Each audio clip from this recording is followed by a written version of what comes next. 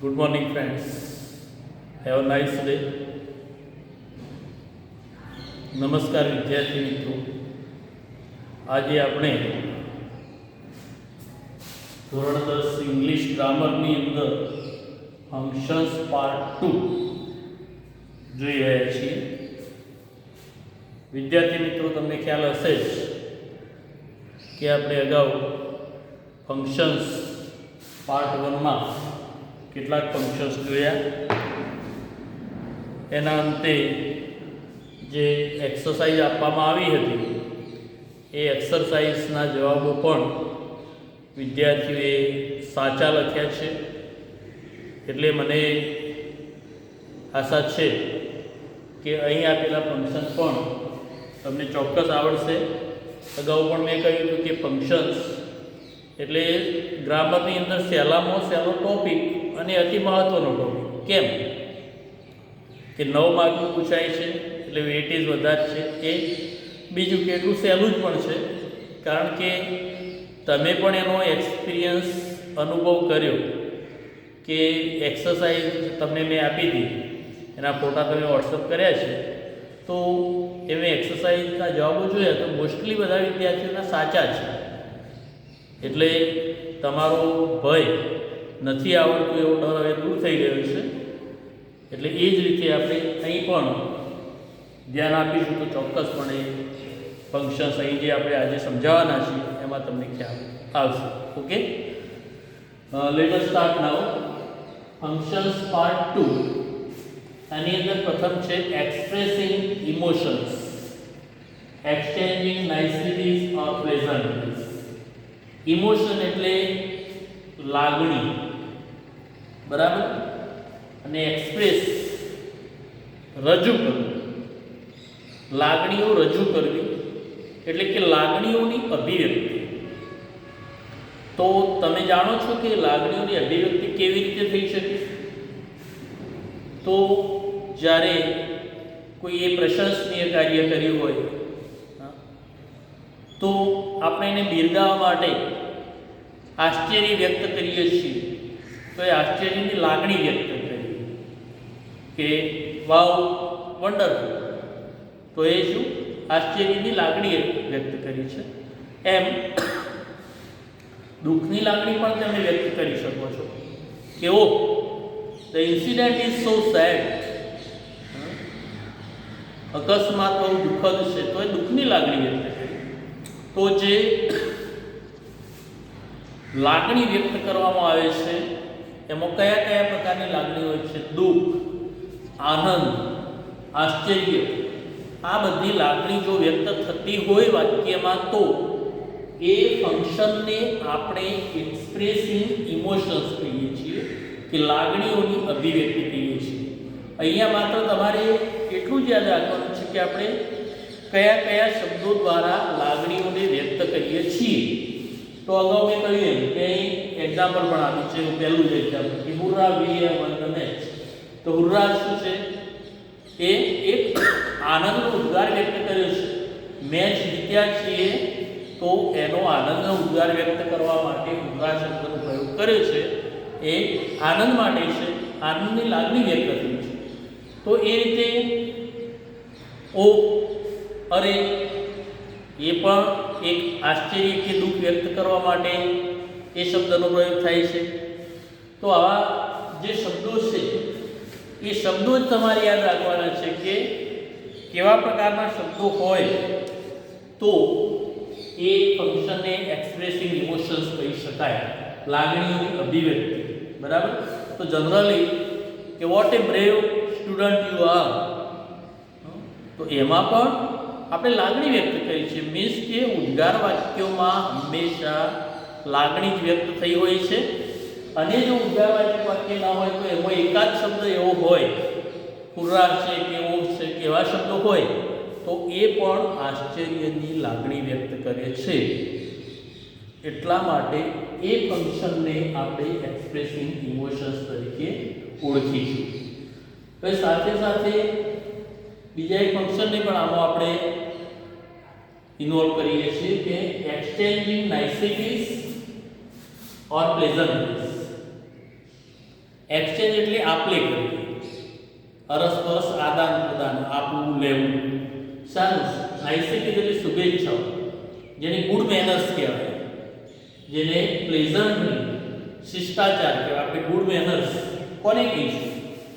તો માની લો કે તમે સવારે કોઈ મિત્રને મળો છો, તમારા ફેમિલી મેમ્બર્સને મળો છો, ત્યારે દિવસની શુભ શરૂઆત થાય એના માટે તમે એને શુભેચ્છાઓ પાઠવો છો.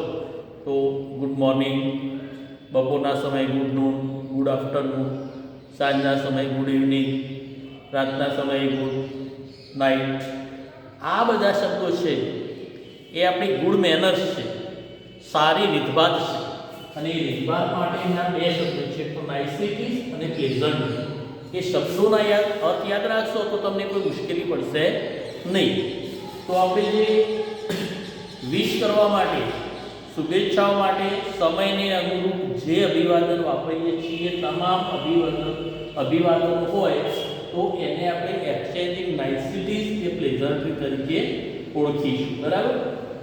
હવે માની લો કે કોઈ મિત્ર આપણને હેલ્પફુલ થયા છે, તો એનો આભાર માટે આપણે thanks a lot, thank you, thanks આ શબ્દો વાપરીએ છીએ. તો એ પણ એક્સચેન્જિંગ નાઇસિટીઝ કે પ્લેઝન્ટરી છે. કોઈ વિદ્યાર્થીએ પરીક્ષામાં સફળતા મેળવી છે અથવા અન્ય કોઈ ક્ષેત્રમાં સફળતા પ્રાપ્ત કરી છે, શ્રેષ્ઠ સિદ્ધિ પ્રાપ્ત કરી છે, તો એના માટે પણ આપણે શુભેચ્છાઓ પાઠવીએ છીએ. કોઈ વ્યક્તિ એક્ઝામ આપવા જાય છે તો એને ઇન્ટરવ્યૂ આપવા માટે જાય છે તો શુભેચ્છાઓ પાઠવીએ છીએ. તો એના માટે આપણે બેસ્ટ ઓફ લક શુભેચ્છાઓ આ શબ્દ દ્વારા પાઠવીએ છીએ. તો એ પણ એક્સચેન્જિંગ નાઇસિટીઝમાં પ્લેઝન્ટરી કહેવાય છે. કોઈ તમને પૂછે કે હાઉ આર યુ, તો આપણે કહીશું ફાઇન, કે આઈ એમ ફાઇન. કોઈનું અભિવાદન કરવા માટે હેલોથી શરૂઆત કરીએ છીએ, ફોન રિસીવ કરીએ છીએ કે હેલો, તો એ પણ અભિવાદન છે.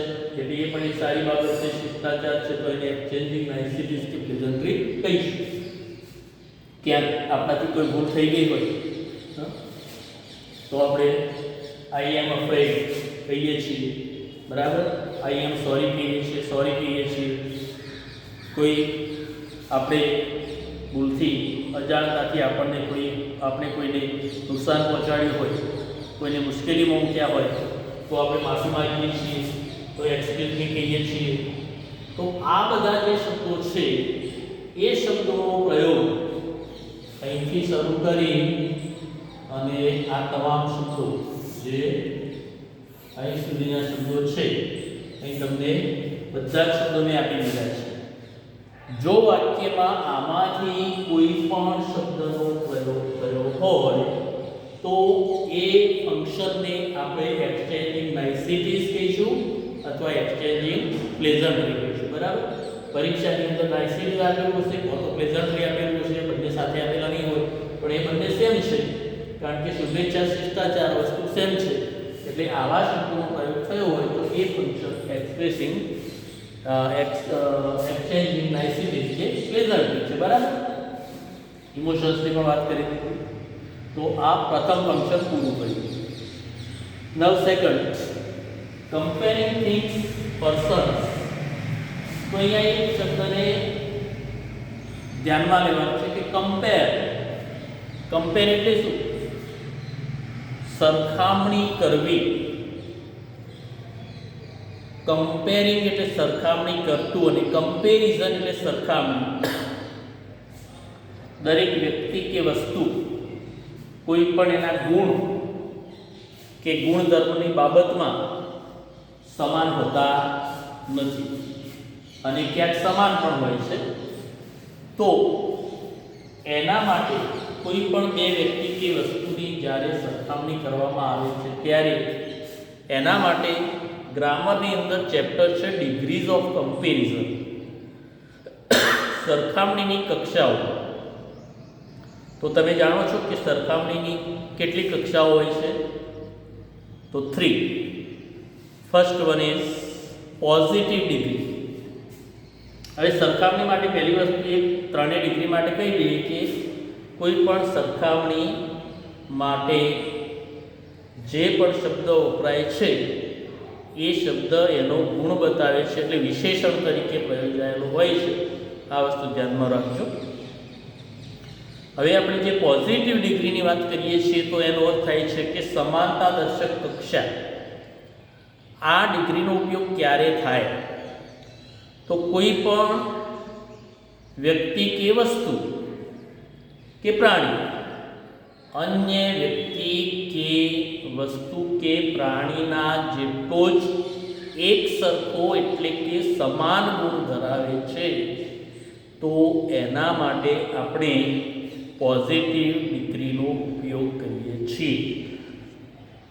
એની વાક્ય રચનામાં જેની સરખામણી કરી હોય તે નામ શરૂઆતમાં આવે છે, જેની સાથે સરખામણી કરી હોય એ નામ વાક્યને અંતે આવે છે, સરખામણી કરી હોય એ કર્તા તરીકે આવે છે, કર્તાની સરખામણી કર્તા તરીકે હોય છે પણ જેની સાથે સરખામણી કરી હોય વાક્યમાં અંતે હોય છે, કર્તા પછી બીજું પદ ક્રિયાપદ હોય છે અને એના પછી આપણે જે સરખામણી માટે વિશેષણ વાપરીએ છીએ એ વિશેષણ મૂળ વિશેષણ હંમેશા પોઝિટિવ ડિગ્રીમાં વપરાય છે અને એની પાછળ એઝનો ઉપયોગ થાય છે વિશેષણની આગળ પાછળ, યાદ રાખજો. અને જો નકાર વાક્ય હોય તો નકાર વાક્યમાં નોટ સો અને વિશેષણ અને પછી એઝ આવે છે, બરાબર. અને છેલ્લે જેની સાથે સરખામણી કરી હોય એ નામ આવે છે. તો આ રીતે જે વાક્યની અંદર એઝનો પ્રયોગ થયો હોય, એઝ વાક્યની વચ્ચે ફોર વિશેષણ છે, આ પોઝિટિવ ડિગ્રીનું વાક્ય છે. તમને સમજવા માટે લખું છું કે પોઝિટિવ એટલે સમાન. બે વ્યક્તિ ગુણની બાબતમાં સરખા છે કે Ramu is as tall as Rahul. રાહુલના જેટલો જ ઊંચો છે. Both are equal in height. ઊંચાઈની બાબતમાં સરખામણી કરી છે તો વિશેષણ ટોલ એટલે ઊંચું, બરાબર. તો રામુ અને રાહુલ બંને ઊંચાઈની બાબતમાં ઇક્વલ છે તો પોઝિટિવ ડિગ્રીનો પ્રયોગ કર્યો છે. એઝનો અર્થ થાય છે ના જેટલું સરખું અને પછી મૂળ વિશેષણનો જે અર્થ થતો હોય તે, એટલે ના જેટલું ઊંચું મીન્સ કે ઇક્વલ. કોઈ પણ ગુણની બાબતમાં બે વ્યક્તિ, વસ્તુ કે પ્રાણી સરખા હોય તો પોઝિટિવનો પ્રયોગ થાય છે. અને બીજી ડિગ્રીની વાત કરીએ કે કમ્પેરિટિવ ડિગ્રી. કમ્પેરિટિવ મીન્સ અધિકતા દર્શક. ડિગ્રી એટલે સરખામણી, ડિગ્રીઝ અધિકતા દર્શક સરખામણી, કમ્પેરિટિવ ડિગ્રી. તો આ ડિગ્રીનો પ્રયોગ ક્યારે થાય? બે વ્યક્તિ, વસ્તુ કે પ્રાણીની સરખામણીમાં જો અન્ય વ્યક્તિ, વસ્તુ કે પ્રાણી જે તે ગુણની બાબતમાં એક વ્યક્તિ કે વસ્તુ કે પ્રાણી અન્ય વ્યક્તિ, વસ્તુ કે પ્રાણી કરતાં જે તે ગુણની બાબતમાં ચડિયાતું હોય તો એના માટે કમ્પેરિટિવ ડિગ્રીનો ઉપયોગ થાય છે. અહીં આ વાક્ય છે કે Surat is bigger than Anand. અહીંયા સુરત અને આણંદની સરખામણી કરવામાં આવી છે અને એના મોટાપણાની બાબતમાં સરખામણી છે કે સુરત છે એ આણંદ કરતાં મોટું છે. તો અહીંયા વિશેષણ બિગ એને ઈઆર વખતે લાગ્યો છે અને છેલ્લો વ્યંજન મેળવ્યો છે કે આગળ સ્વર છે એના માટેના નિયમો છે. પાછળ ધેન શબ્દ આવે જેનો ના કરતા. તો સુરત આણંદ કરતાં વધારે મોટું છે. બિગ એટલે મોટું, બિગર એટલે વધારે મોટું. તો અન્ય વ્યક્તિ કે વસ્તુ પ્રાણીની સરખામણી કરતી વખતે જો ગુણની બાબતમાં અન્ય વ્યક્તિ, વસ્તુ, પ્રાણી ચડિયાતા હોય તો એના માટે આપણે સુપર અને કમ્પેરિટિવ ડિગ્રીનો ઉપયોગ કરવાનો છે. કમ્પેરિટિવમાં શું હોય યાદ રાખવાનું છે. જેમ આપણે કહ્યું કે એમાં એઝ જે નકાર હોય તો સો એઝ હોય તો એ રીતે અહીંયા ધેન શબ્દ યાદ રાખવાનો છે. પણ સ્પેલિંગ યાદ રાખજો કે THAN, ધેન એટલે ના કરતા. અહીંયા ધેન શબ્દ, ધેનની પહેલા જે વિશેષણ છે એ વિશેષણને ઈઆર વખતે નિયમ પ્રમાણે લગાડવામાં આવે છે. અહીંયા જે કે નિયમ પ્રમાણે કે અહીંયા જે છે બેવડાવ્યો આગળ સ્વર છે, આ નિયમો છે. વાય કરીને ઈઆર વખતે લાગે એટલે સામાન્ય રીતે વિશેષણ બંને કમ્પેરિટિવ બનાવવા માટે ઈઆર વખતે લગાડવામાં આવે છે. ઓકે. તો Surat is bigger than Anand એટલે સુરત આણંદ કરતાં વધારે મોટું છે. એટલે આમાં આપણે વિશેષ નહીં પણ ધ્યાન શબ્દ તો યાદ રાખી શકીએ કે ધ્યાન છે કમ્પેરેટિવમાં વપરાય, એઝ છે પોઝિટિવમાં જ વપરાય છે. એના ઉપરથી ખ્યાલ આવે કે આમાં કમ્પેરિઝન કરવામાં આવી છે તો એ ફંક્શન કયું છે? કમ્પેરિંગ વ્યક્તિ હશે તો કમ્પેરિંગ પર્સન્સ આપેલું એનું ફંક્શન કહેવાય. અહીંયા વસ્તુ છે તો કમ્પેરિંગ થિંગ્સ કહેવાય. બરાબર, આટલું જ યાદ રાખવાનું છે. આપણે બે શબ્દો યાદ રાખવાના, પોઝિટિવમાં એઝ સો એઝ, કમ્પેરેટિવમાં ધ્યાન શબ્દ યાદ રાખવાનું. અને માની લો કે ત્રીજી ડિગ્રીની વાત કરી કે સુપરલેટિવ ડિગ્રી આપેલી છે તો સુપરલેટિવ ડિગ્રીનો અર્થ થાય છે શ્રેષ્ઠતા દર્શક કક્ષા. ક્યારે એનો ઉપયોગ થાય? સમગ્ર સમૂહની તમામ વ્યક્તિ, વસ્તુ કે પ્રાણીઓમાં જે તે ગુણની બાબતમાં સર્વોચ્ચ છે, સૌથી શ્રેષ્ઠ છે, એના માટે સુપરલેટિવ ડિગ્રીનો ઉપયોગ થાય છે.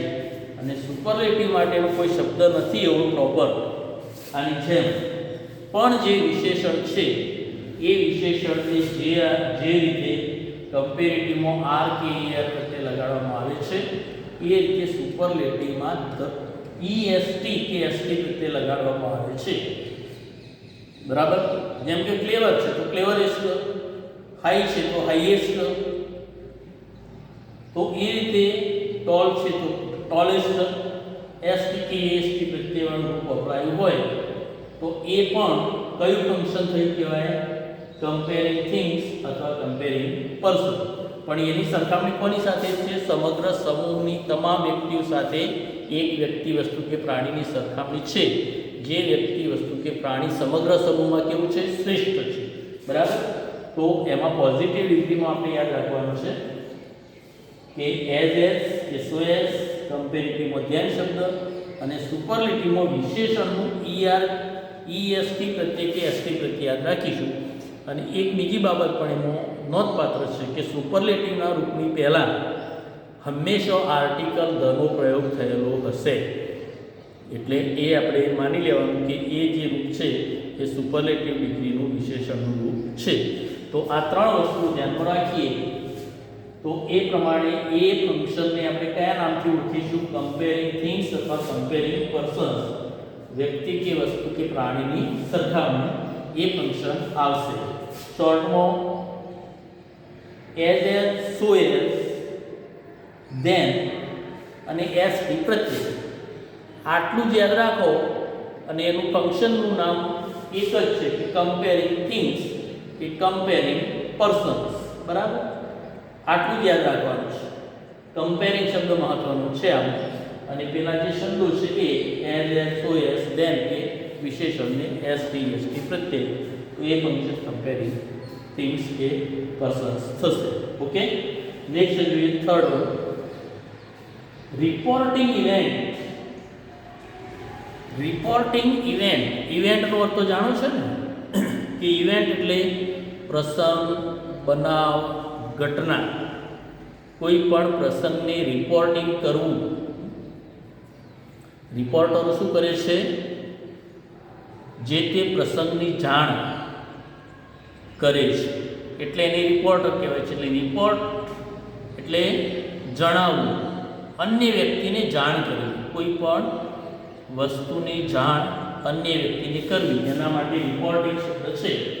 હવે બીજું પણ છે કે ભાઈ turn into reported speech. Reported સ્પીચમાં લખો, ફેરવું. બરાબર, રિપોર્ટેડ સ્પીચમાં અથવા render into reported speech. Reported speech એટલે શું? એ જે કંઈ સંવાદ છે કે જે હકીકત છે એની જાણ અન્ય વ્યક્તિને કરવાની છે, તો અન્ય વ્યક્તિ કે વસ્તુને જે જાણ કરવાની હોય એ ગ્રામેટિકલી આપણે કયા નામે ઓળખીએ છીએ? ડાયરેક્ટ ઇનડાયરેક્ટ સ્પીચ તરીકે ઓળખીએ છીએ. તો હવે જે વાક્યો છે એ ડાયરેક્ટ સ્પીચ એટલે રિપોર્ટિંગ નથી, પણ ઇનડાયરેક્ટ સ્પીચમાં ફેરવેલું વાક્ય શું છે? રિપોર્ટેડ સ્પીચ છે. મીન્સ કે એ જે તે વસ્તુ છે એ અન્ય વ્યક્તિને જણાવવામાં આવી છે. એટલે ઇનડાયરેક્ટ સ્પીચમાં ફેરવેલું વાક્ય તમને આપેલું હોય તો એ ફંક્શનને આપણે રિપોર્ટિંગ ઇવેન્ટ તરીકે ઓળખીશું. રાઈટ, રિપોર્ટિંગ ઇવેન્ટ કઈ રીતે ખ્યાલ આવશે? તો તમને ડાયરેક્ટમાંથી ઇનડાયરેક્ટ સ્પીચમાં ફેરવવાના નિયમો નો ખ્યાલ હોવો જરૂરી છે, જે ચેપ્ટર આપણે અગાઉ પણ યુટ્યુબ વિડીયો પર જ શીખ્યા છીએ એ તમે રિફર કરી લેશો તો ચોક્કસપણે તમને ખ્યાલ આવશે. શોર્ટલી હું તમને કહી દઉં, ટૂંકમાં તમને કહી દઉં કે એમાં જે રિપોર્ટિંગ અન્ય વ્યક્તિને જાણ કરવાનું ક્રિયાપદ જે છે એના ઉપરથી તમને ખ્યાલ આવી જશે, બરાબર. અને સંયોજક હશે એટલે એ સામેનું વાક્ય સંયોજકથી જોડાયેલું હશે. હવે રિપોર્ટેડ સ્પીચની અંદર કેવા કેવા રિપોર્ટિંગ વર્બ આવી શકે છે? તો ટોલ્ડ છે, એડેડ છે, રિપ્લાઇડ છે વિધાન વાક્યમાં, પ્રશ્નાર્થમાં આસ્ક્ડ છે, ઉદ્ગારમાં એક્સક્લેમ્ડ છે, આજ્ઞાર્થમાં એડવાઇઝડ છે, વિનંતીમાં રિક્વેસ્ટેડ છે. આવા બધા રિપોર્ટિંગ વર્ક હોય તો એનો અર્થ કે એ વ્યક્તિએ અન્ય વ્યક્તિને કાં તો જાણ કરી છે વિધાન વાક્યમાં, કાં તો એને પ્રશ્ન પૂછ્યો છે, કાં તો વિનંતી કરી છે, સલાહ આપી છે, સૂચન કર્યું છે. પણ એના માટેના રિપોર્ટિંગ વર્બ્સ નિયમ નંબર 2 ઇનડાયરેક્ટ સ્પીચમાં કયો છે એ બધા જ રિપોર્ટિંગ વર્બ તમે જોઈ લેજો. અહીંયા એ રિપોર્ટિંગ વર્બ આપેલા હોય અને નંબર 3 ની અંદર સંયોજકો, તો એમાં કયા સંયોજકો? વિધાનમાં જેમ ધેટ છે, પ્રશ્નાર્થમાં ઇફ સંયોજક છે, અથવા તો આજ્ઞાર્થમાં ટુ કે નોટ ટુ છે, ઉદ્ગારમાં ધેટ સંયોજક છે. એવા સંયોજકો પણ આપેલા છે. તો એટલું જ જોવાનું છે, વાક્યનું કંઈ ગુજરાતી કરવાની જરૂર નથી. પણ આ બે વસ્તુ પરથી તમને ખ્યાલ આવે એટલે એનો અર્થ એ થયો કે એ જે ફંક્શન છે એ રિપોર્ટિંગ ઇવેન્ટ છે. ઓકે, સમજાઈ ગયું? Yes. Next number 4, making request, suggestion, વિનંતી કે સૂચન. હવે જનરલી આપણે જોઈએ છીએ કે કોઈ વ્યક્તિને આપણે કોઈ વિનંતી કરવી હોય તો આજ્ઞાત વાક્યના શરૂઆતમાં કે અંતે પ્લીઝ શબ્દનો પ્રયોગ કરીએ છીએ કે please open the door, please shirt the window, please switch on the fan, અથવા તો switch on the fan please. Please શબ્દ પાછળ પણ વપરાય. તો આ બધા આજ્ઞાત વાક્યો છે. આજ્ઞાત વાક્યોમાં આજ્ઞા સૂચન કે વિનંતી કરવામાં આવે છે, જેની શરૂઆત ક્રિયાપદથી થતી હોય છે. બીજું કે જો તમારે એ પ્રકારના વાક્યનો પ્રયોગ ન કરવો હોય તો પ્રશ્ન વાક્ય દ્વારા પણ તમે વિનંતી કરી શકો છો. અને એના માટેના બે શબ્દો છે, વુડ અને કુડ. જેમ કે પ્લીઝ ઓપન ધ ડોર, એ જ વાક્યને તમે કહી શકો કે would you open the door, અથવા would you open the door, એમ પણ તમે કહી શકો છો. પણ એ વાક્ય હંમેશા પ્રશ્નાર્થ હશે. અને વિધાન વાક્ય હોય તો વિધાન વાક્યમાં વિનંતી કરવાની હોય, આજ્ઞા સૂચન વિનંતી. એમાં વિનંતી માટે તો સ્પેસિફિક પ્લીઝ શબ્દ છે, કાઇન્ડલી પણ શબ્દ છે. એટલે આ બંને વિધાન વાક્યોની અંદર, આજ્ઞાત વાક્યોની અંદર પ્લીઝ અને કાઇન્ડલી વપરાય છે. પ્રશ્નાર્થમાં વુડ અને કુડ વપરાય છે. તો મિત્રો એ ફંક્શનને આપણે કયો ફંક્શન કહીશું? મેકિંગ રિક્વેસ્ટ ઓર સજેશન. એમાં જનરલી સૂચન કરવામાં આવ્યું હોય, સ્પેસિફિક ચોક્કસપણે કોઈ સૂચન હોય તો એના માટે સજેશન શબ્દ વાપરવાનો. અને પ્લીઝ શબ્દ, વુડ શબ્દ કે કુડ શબ્દ હોય તો એને આપણે એ ફંક્શનને મેકિંગ રિક્વેસ્ટ, બરાબર, વિનંતી કરવી અથવા સજેશન સૂચન કરવું એ રીતે ઓળખીએ છીએ. એટલે એમાંથી એક આપેલું હશે. વુડ, કુડ કે પ્લીઝ હોય તો મેકિંગ રિક્વેસ્ટ હશે, કાઇન્ડલી હોય તો પણ મેકિંગ રિક્વેસ્ટ હશે. પણ કોઈ વાક્યમાં કદાચ કોઈ સૂચન કરવામાં આવ્યું હોય તો એ સૂચન માટેનું ફંક્શન છે મેકિંગ સજેશન. ઓકે, તો વિદ્યાર્થી મિત્રો અહીંયા આપણે 1, 2, 3 અને 4 ફંક્શન આજે પાર્ટ 2 ની અંદર જોયા. મને ચોક્કસ ખાતરી છે કે તમને એમાં સમજ પડી ગઈ હશે.